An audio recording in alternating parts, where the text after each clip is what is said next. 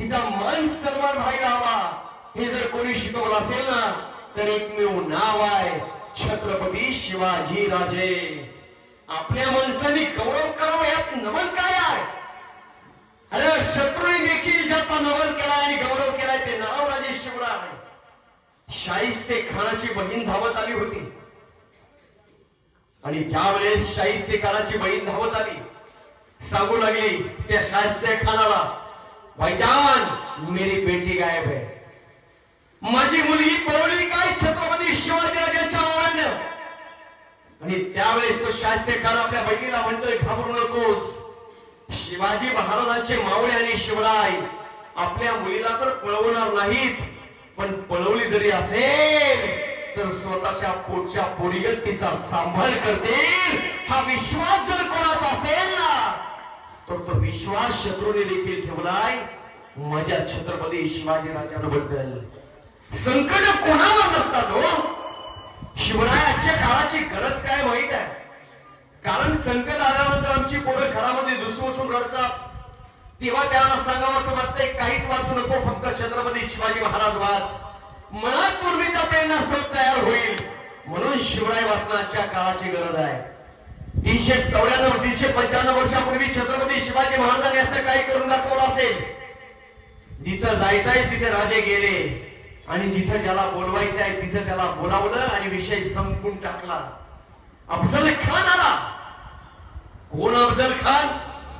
अरे तोच अफजल खान. एके दिवशी आईचा राग आला, पहार उगारली, आईच्या डोक्यात पहार टाकणार, तीच पहार करा वाचवली तो अफजल खान. कोण अफजल खान? संभाजी भोसलेंची बंगळूरच्या युद्धामध्ये खुलेआम कत्तल केली तो अफजल खान. आणि तो अफजल खान जेव्हा प्रतापगडाच्या पायथ्याशी येत होता, मासाहेब जिजाऊला सांगितलं, राजा संयम ठेव. आई जगदंबेला हात घातला, विठोबाला हात घातला पंढरपूरच्या.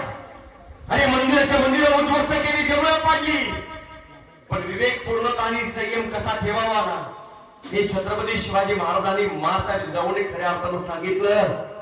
आणि प्रतापगडाच्या पायथ्याशी बोलवेपर्यंत छत्रपती शिवाजी महाराजांनी स्वराज्य निर्माण केलंय. आम्हाला प्रसंग माहिती आहे, आम्हाला इतिहास माहित आहे, आम्हाला प्रसंग माहिती, आम्हाला इतिहास माहित आहे. राजे शिवाजी महाराजांनी अफजलाला फाडलं हे देखील माहित आहे, पण मला अफजल फाडलं हे नाही सांगायचं. पण छत्रपती शिवाजी महाराजांनी त्या अफजल खानाच्या वधाचं नियोजन कसं केलं होतं ना याकडे माणसाला लक्ष द्यावं. आयुष्याची 30 वर्ष तर निघून गेली, राहिली 70. त्यामध्ये कधी जाऊन सांगता येत नाही. एक विधानाच्या प्रवचनाच्या व्याख्यानातून ऐका. जन्म एकदाच आहे, जन्माला आल्यानंतर भाऊबंद एकदाच आहे, जन्माला आल्यानंतर आई वडील एकदाच आहे, जन्माला आल्यानंतर नरदेह एकदाच आहे. पुन्हा नाही. नीट वाक्य ऐका. एकदा जन्माला आल्यानंतर आई वडील पुन्हा नाही, भाऊ बहिणी पुन्हा नाही, पत्नी पुन्हा नाही, नरदेह पुन्हा नाही.